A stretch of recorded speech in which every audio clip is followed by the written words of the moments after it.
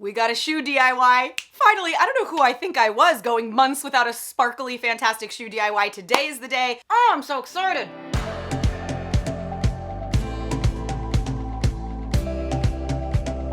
Oh man, this is such a satisfying DIY because not only are we making a totally custom, one-of-a-kind pair of statement shoes that are gonna steal the show, but we are using up all those leftover bits and bobs and nuggets that are in our DIY closet from old projects that just taunt us, saying, use me. Today we're gonna use them, and I'm very excited. If this is your first video, welcome to the DIY Designer. My name is Orly. I'm obsessed with DIY fashion. I'm obsessed with personal style. I'm all about customizing my wardrobe and teaching you to do the same so that it can be as one of a kind as you are. I have an online course called Style Language that's all about unlocking your one of a kind personal style. By the time the course is done, you come out with your very own unique style language, which is 4 style words, and it becomes this awesome cheat code. It's really fantastic. If you want to learn more about that, you guys can do that at the link below. And I also have a really cool brand called Rock Knot. That's what all this sparkly goodness is about, so you guys can take a look at that too. But let's talk about today's DIY. I'm gonna use a pair of sock boots. Now, you don't need to use sock boots, but the reason that I think it's really cool is that if you decide you want to anchor these in with a needle and thread so that they will never, ever, ever go anywhere, no matter how hard you dance or strut or whatever, then you're gonna want a sock boot because you can sew through it like butter. Now the glue is super strong, so it's probably fine, but the way that I generally do things is whenever I glue, if I end up falling in love with it, I always go back in and reinforce it with a needle and thread so that it's gonna last me forever. Totally up to you and your desire. Also, the way that you design this is totally up to you. You guys could mix tons of different colors together. You could do all one color. You could do something that starts really saturated and sort of ombres out into something really delicate. There are so many options. So remember, you are the designer, make your plan and then have at it. It's gonna be a blast. So here are those sock boots. Now mine happen to have a zipper, which is even better because I'm gonna put very little tension when I stretch them on, which is awesome. Now, these are all of the extra trims that I have. I love buying like rhinestone appliques by the yard because then I can always cut them up into tiny pieces. It's just a really great way to get like a big bang for your buck. What you're gonna do is just start laying them out and trying to get a sense of what you like. I thought maybe I'd do super saturated in the back and then less in the front, maybe saturated on the top and then less on the bottom, maybe evenly spaced out. Then I did this version and I really liked the way that trim almost created like a scalloped edge on the top. I just thought that looked cool.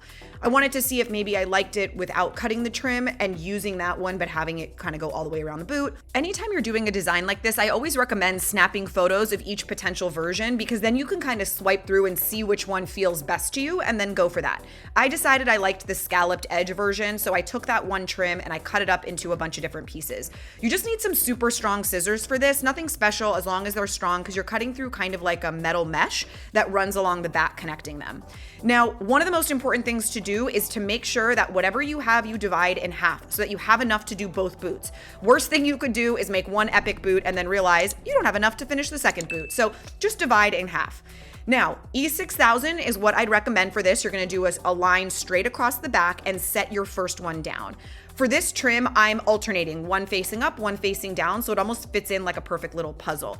Now, one thing that was annoying me was how long the E6000 was taking to set up. We know it takes a little while to set up. It's super strong, but you can't move very fast. And I was impatient. I wanted to move fast. So what I decided to do was actually for these pieces that go around the ankle, I decided to sew them down. So what I'm doing is not even gluing any of them. I'm just gonna go through and tack it down. I should have used clear thread. If you have clear thread, definitely use that, but I didn't, so I just went ahead and did black.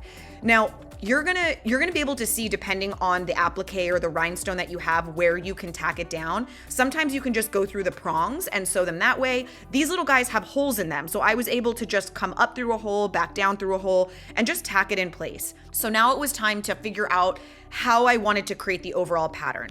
Looking back on it, I wish I had actually spaced these out more because I think it would have looked really cool to have like the nice big border around the ankle and then just more delicate throughout the boot.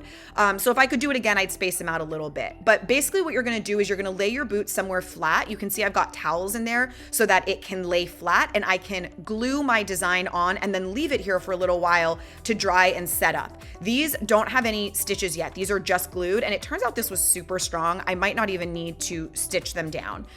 When it was time to move, again, I like put some books just to basically hold this so that while I do this front section, this will be level and flat and have plenty of time to dry. Now, I was moving on to the inside when I noticed this. You guys, I can't tell you how annoyed I am. There was a big glob of glue right on the kitchen island and I didn't realize it. And so I got a huge thing right in the middle back of the boot and had to change my design. I had originally planned on covering the entire heel, but I need to use this big guy right here to cover the glue. And so then it looked sort of weird. I played around with what it would look like to fill up the heel and it didn't look right. So I had to change my design a little bit, but that's what happens when you DIY sometimes. So anyway, you're just gonna finish it off, try on the boot, see if it feels like you're missing anything, have any gaps, and just fill it out until it feels really balanced. Alrighty, let's see how these looked. I don't know if I ruined it. I don't know. I'm seriously undecided. That giant freaking glob of glue that I got on the back of the heel kills me. I cannot believe I did that. And I had to put those big 2 pieces on the back, which I felt like kind of messed up my balance. So I don't know. They're either the worst thing in the world or the best. There's no in between. You will be the judge of it. My brother's gonna be here in a minute and we're gonna go model it up. So we'll see what you guys think. If you guys liked this video, I hope that you'll subscribe if you're new, like and comment. Let me know your thoughts. If you have any questions, comment them down below. I will peruse and answer anything that I can. Okay, you guys, enjoy the fashion show.